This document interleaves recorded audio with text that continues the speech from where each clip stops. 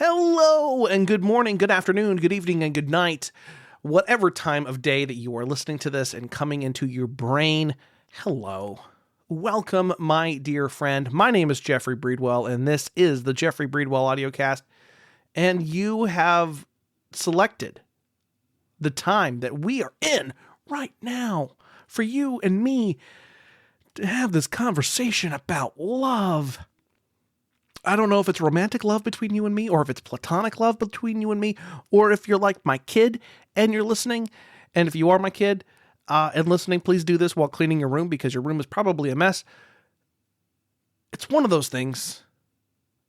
And you know what? It's okay because I love you.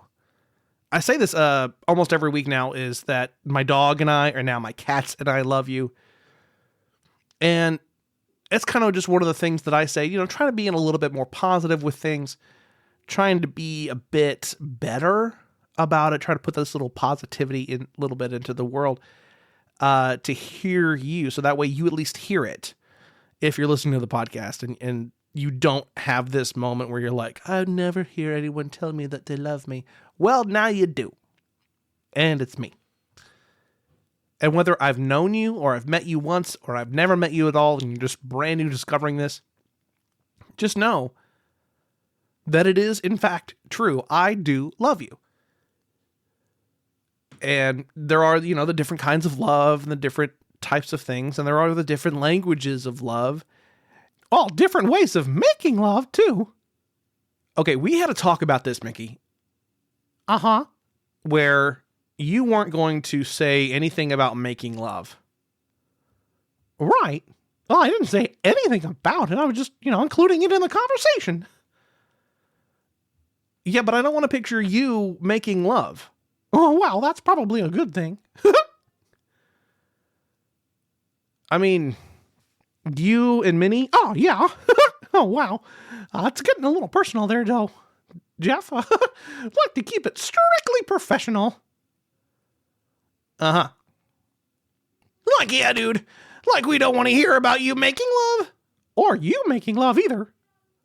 Like, yeah. Like, nobody wants to touch me. Yeah. Gross.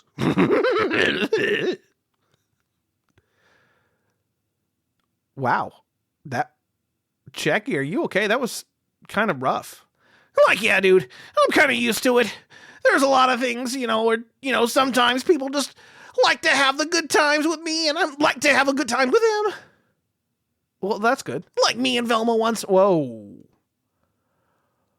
Jinkies on the red line. Let's stop that. Yeah, come on. What are you doing? We got lots of things we got to do. We got to get gone. We got to go to the hidden secret of love languages. We got to do the intro. Come on. What are we doing? You know what? For once, Arnold is right. We do have to get along with this. This is going to be the hidden secret of love languages, is the blog that we have this morning and good afternoon and this evening and good night that we have for you. And you know what? Well, let's go ahead and get into it right now. Here we go. The hidden secret of love languages right here on the Jeffrey Breedwell Audiocast. Can I be honest for a minute? I honestly have no idea what I'm doing. I have no idea how to open this blog because in my research, my eyes were open to a truth that passed me by. Sadly, it didn't pass me by yesterday or last week. This revelation made its rounds close to 15 years ago.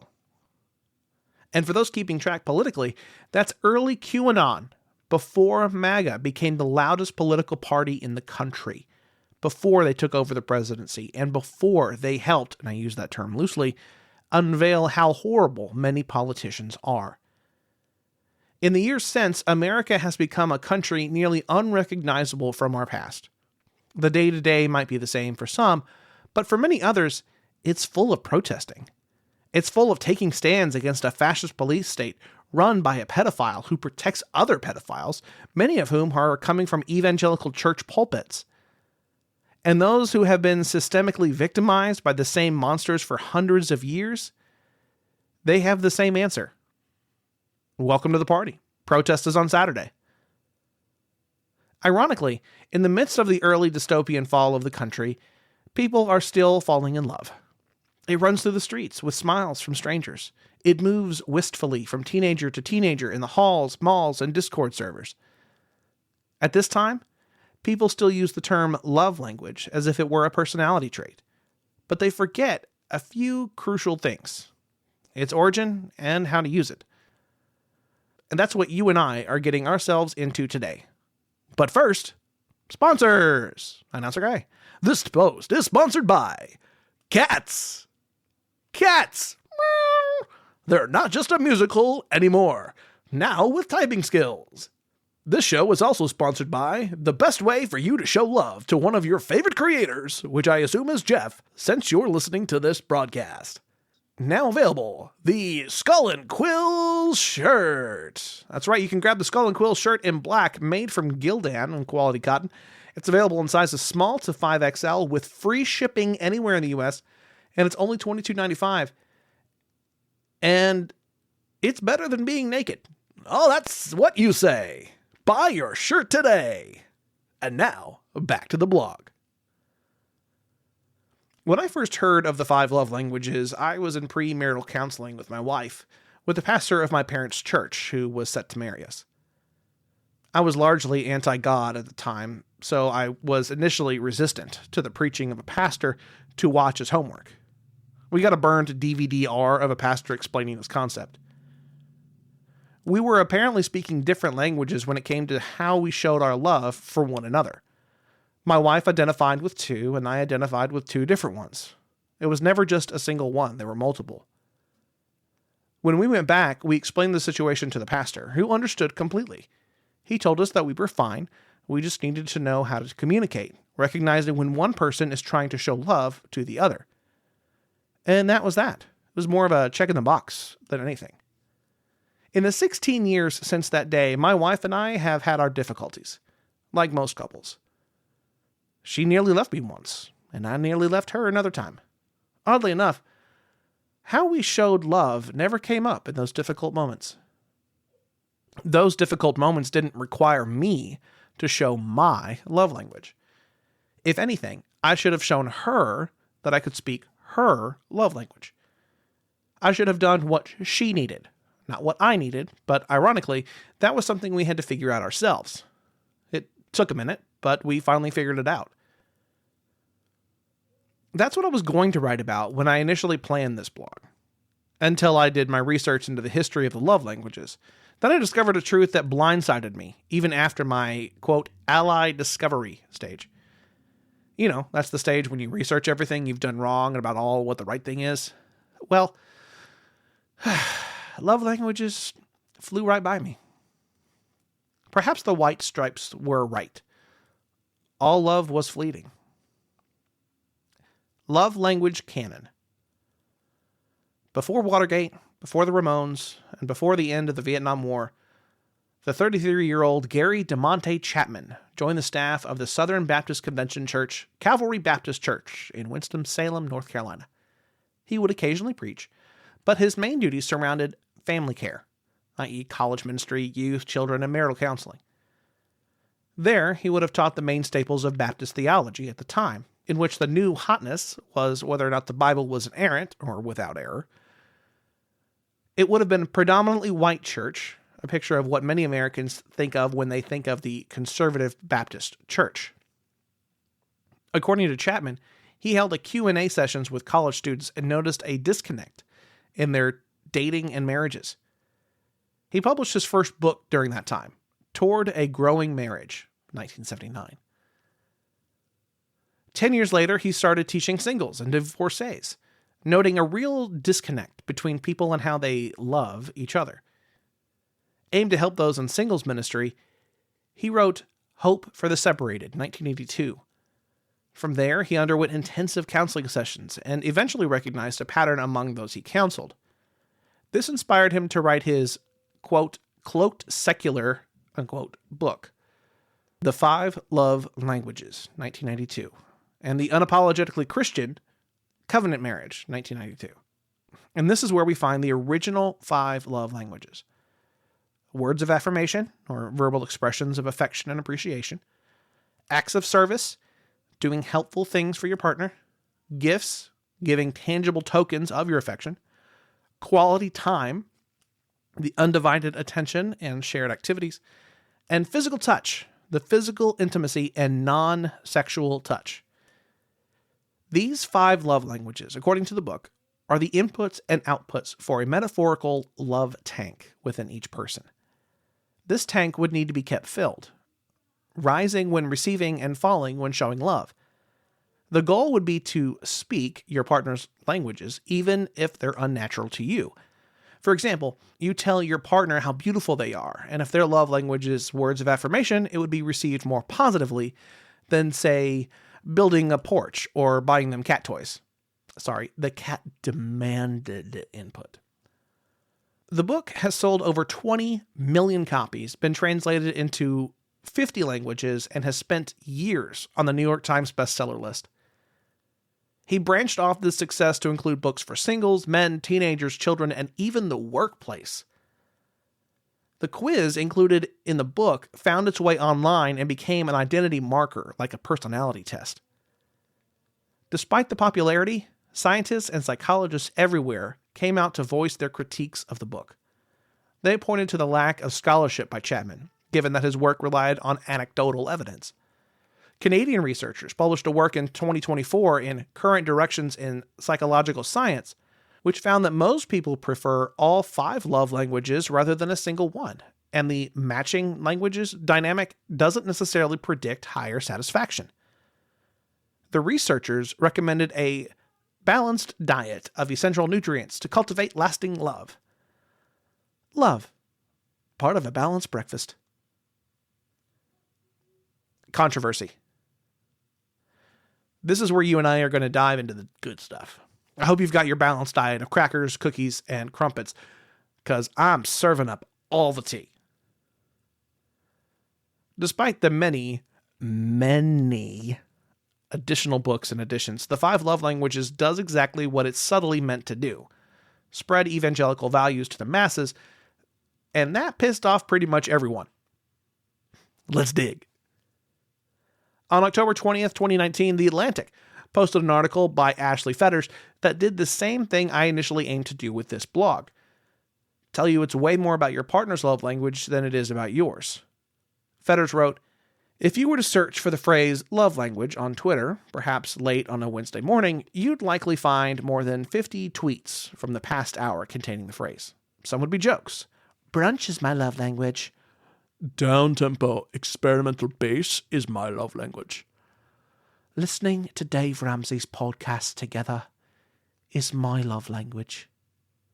Weed, music, avocado Tazatsky, all have been cited as at least one person's self-described love language." What Fetters did in the second paragraph of the article was insightful. She highlighted the jokes that people would say, which became part of our vernacular. Activity, event, word is my love language. This, unfortunately, highlights a common form of weaponization by a certain kind of person in our population. We all know the type of person. They're the reason why women would choose the bear. They're the snake in the grass, or the abusing chauvinist, both of whom would say, sex is my love language, yeah. Through Chapman's belief system, the patriarchal and bigoted SBC, the love languages are a breeding ground for weaponization. It's understood through the lack of a mention of a female bodily anatomy that sex was something the men were discouraged from doing, yet forgiven if they did, while the women were shamed for the same act. Heaven forbid that people were gay. The weaponization of the love language model became an abuser's toolbox. In any relationship, the model was bastardized and twisted for evil, whether it was in line with the Baptist faith or not. With the jokes in the vernacular, adaptations of the love languages for people not in the WASP or white Anglo-Saxon Protestant neighborhoods, they became an easier target for bullying and rejection. I'd like to say that's the worst of it, but yeah. Just like the rest of 2026 so far, when we think it's the worst, it gets worstier. Yeah, that's a word now. In a Medium article from March 12, 2021, The bigot who wrote the 5 love languages might hate you. Licensed provider and owner of Intuitive Counseling Center in Florida, Lauren Lansrud, who's an LCMHC, LMHC, NCC, and MA, writes, he just wrote a bunch of glittery crap that was, again, stealing content from real therapy. Love language packaging was/is a disjointed rebranding of common people's therapy interventions. Lansrud cataloged Chapman's bibliography, showing how his books support her claims about his bigoted, hate-filled rhetoric. She dove into his book Anger, A Powerful Emotion, 2001, where she highlights Chapman's attempts to have abusers channel their abuse towards a good cause. Lansrud wrote, Chapman wrote this bogus psychoeducational book about anger as if he had any insight into this very serious topic. Chapman told the New York Times that people do not want to read an academic book. He is not a trained counselor in any capacity.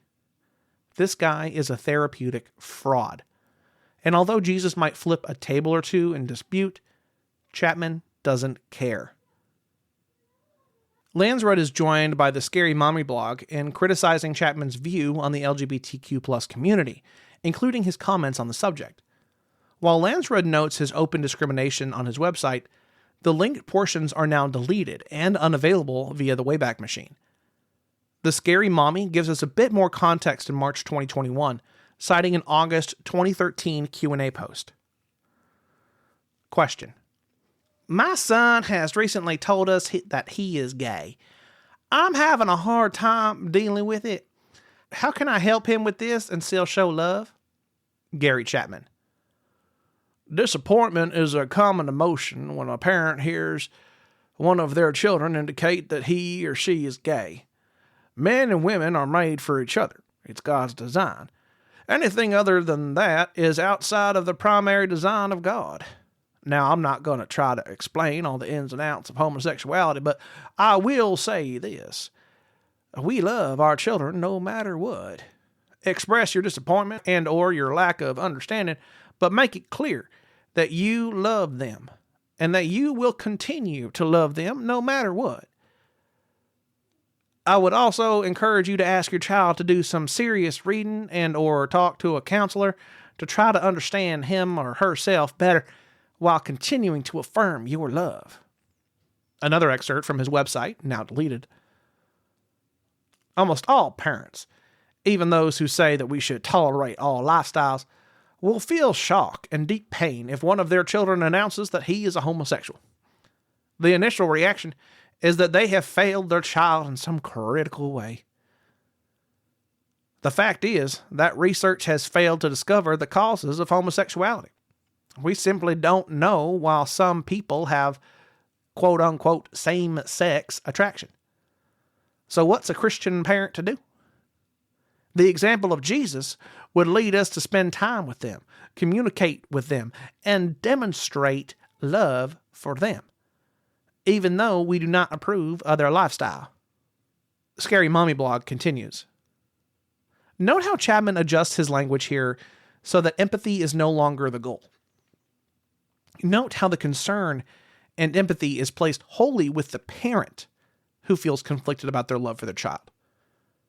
Chapman admits he does not know why, quote, some people have a same-sex attraction, unquote, but he hypothesizes about what Jesus would do. He says that, quote, even though we do not approve of their lifestyle, unquote, he thinks Jesus would, quote, demonstrate love, unquote. Not love them, but demonstrate love. In the previous example, where he offers advice to a concerned parent, he suggests the parent express their love, but also be sure to express their, quote, disappointment and or your lack of understanding, unquote. This is the most insidious form of homophobia. It's subtle, and it's so thoroughly and meticulously couched in demonstrations of love that you almost miss it. Indeed, Mr. Chapman's homophobia flew under the radar for years. The advice to the mother concerned about her gay son is from 2013. And last week was the first time I'd heard of it. Well, it seems like I'm not the only one who's late to the party on this homophobic behavior. If it were him solely, I'd be a bit more shocked, but that's the entire Southern Baptist Convention. I heard these same arguments and advice when I was the youth pastor in Tennessee. I was subsequently fired from that post, but more on that post in the Why I'm a Christian Even Though I Was Still Kicked Out episode. The scary mommy continued. Here's the thing that Mr. Chapman doesn't seem to comprehend. You can't love a person while denying their identity. You just can't.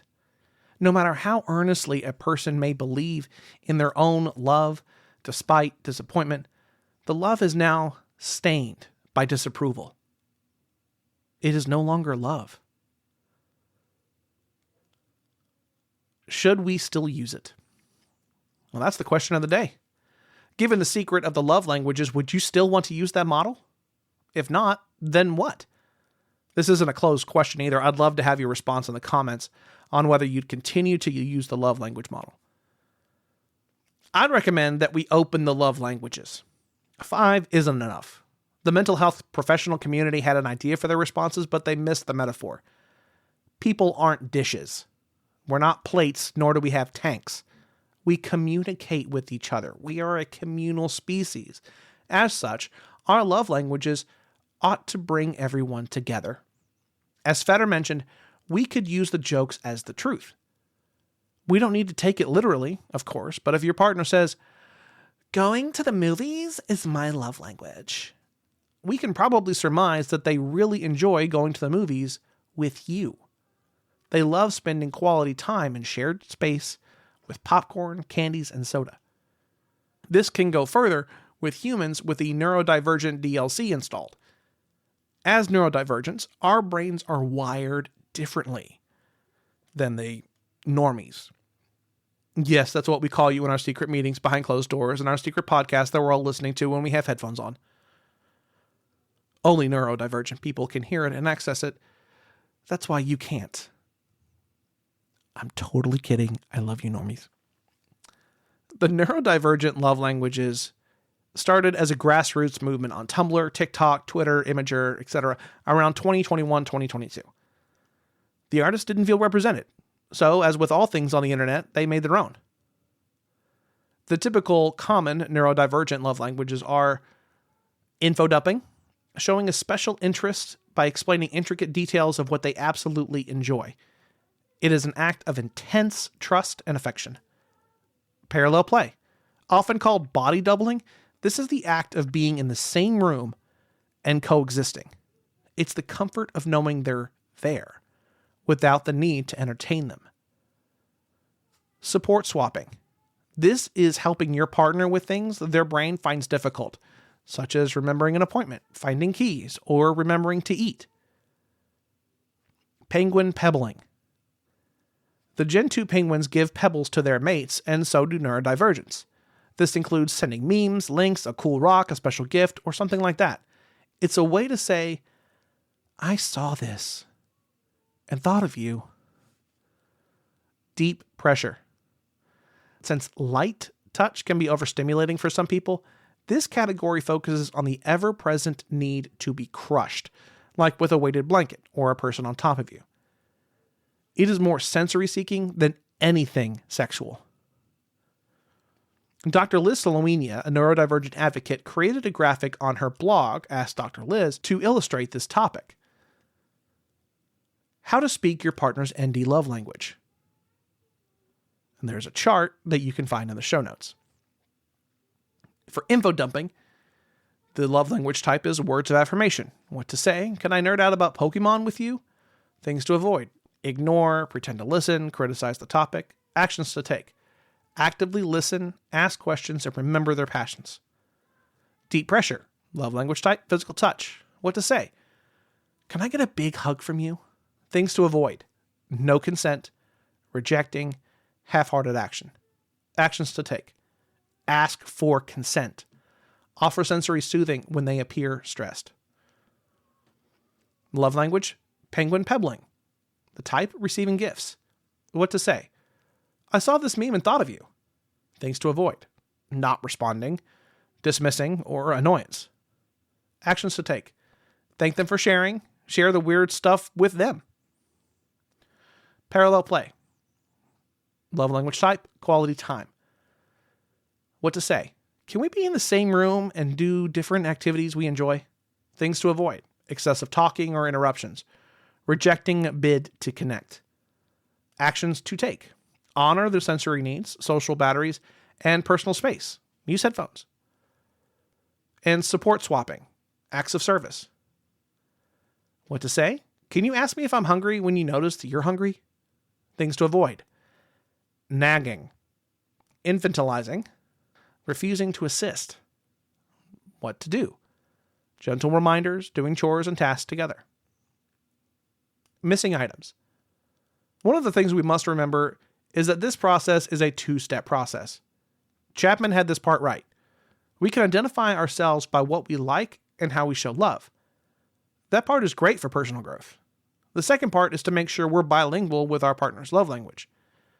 Making sure that we can, quote, speak love with our partners is a key to a great relationship.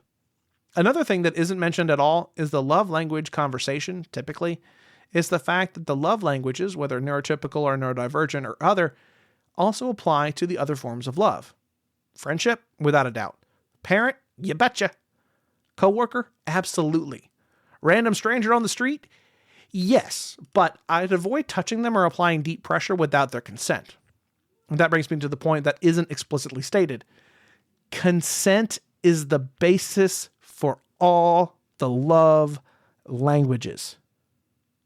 If you do not have consent, you cannot speak any of these love languages to their full effect. Non-consensual touching, that's assault or battery in most states. Non-consensual info dumping is soliciting or grandstanding. Non-consensual quality time is stalking. You get the idea. If you do not have consent, it is a crime. Period. Consent is the greatest of all the love languages. Choosing the love language to use with the person you're connecting with is key. And it's all based on consent. We have to use our brains and our hearts in synchronous action for the love languages to be truly effective in our relationships. If we want them to improve our lives, as well as the lives of those around us, it must be formed on the basis of consent. Lastly, I want to make sure this gets said. Just because something has questionable origins doesn't mean that we must avoid it. This is why we can reclaim and curate what is useful. Yes, I know cherry picking is a fallacy, and it's often used within evangelical circles. And yes, I realize that if we're not honest about its origins, it would be an appeal to hypocrisy, and we are not doing that. We're being honest about its origin. We're being honest with what's wrong, and you and I can curate something wonderful from the sludge of manipulation that is evangelicalism. The love languages may have some parts that can be used negatively, but if we curate the portions of the gigantic love cow... Wait, are love cows romantic? Are cows romantic? Anyway, we'll find something that we can not only use to empathetically feed the village, but something we can build a community around. With all my heart, Jeffrey Breedwell. And that's it. That's the episode and the audiocast for this week, The Hidden Secret of Love Languages. And that's the thing. Make sure you have consent with the way that your partner understands love. You know, don't touch anybody without their consent. Don't insult people. Like, insulting someone or doing something because that's kind of based in hate isn't a love language. I kind of feel like that shouldn't need to be said, but I mean, out of all things that shouldn't have to be said, we end up actually having to say it because it just makes more sense. So if it's based on hate or the detriment of others, it's not a love language, right? If you say insulting, that large mouth girl over there is a love language. No, it's not, Rebecca. Go check yourself before you wreck yourself. And please go seek therapy. Like, seriously. Hate is not a love language. Believing in others and encouraging others as words of affirmation, heck yeah, let's go for it. Do you need to have consent every time that you do it with a random stranger? Well, I mean, use your best guess, within things. Usually, if it's positive, it will be generally accepted. But if it's not, then, if it's not accepted, don't take offense to it. Just be like, oh, okay, sorry. Say you're sorry, move on. Love languages are as personal to you as they are as personal to me. Because it has to deal with our inside and the inside of our border at our innermost level and how we communicate with love. And in order to get to that level, you need consent. You need to have that relationship with somebody else, regardless of what style of love it is. Friendship, parental, random stranger on the street, dude that you kind of see all the time at Waffle House because like they're your favorite server and you guys like hang out together. Person to coworker who's kind of on that edge of becoming a coworker to like a friend, but you're not sure if they should become a friend, but you're not sure if they can like just say coworker either.